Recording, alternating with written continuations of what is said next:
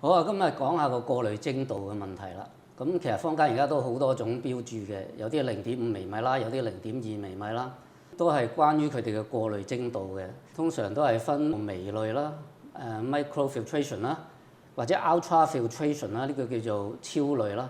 咁呢個係0.0幾微米㗎啦。咁由再精啲嘅咧，嗰啲叫做0.0001微米咧，嗰啲叫做逆滲透啦。如果微塑膠咧，佢可以去到納米級嘅咧，就大概係0.1微米至1微米之間嘅。咁所以如果你要過濾呢啲咁嘅微塑膠咧，就起碼咧你都要有0.1微米嘅精度，咁啊為之比較安全啦。如果0.5、0.2咧唔係唔得，但係反而最容易侵入人體嘅咧，係一啲最細嘅，去到0.1微米嗰啲。嗱，所以我哋揀濾水器嘅時候咧，我哋一定要揀過濾精度，因為而家呢個微塑膠咧喺地球上已經遍佈全球㗎啦。咁如果我哋可以揀一啲比較精度越細嘅咧，咁啊對我哋嘅保護力就越強啦。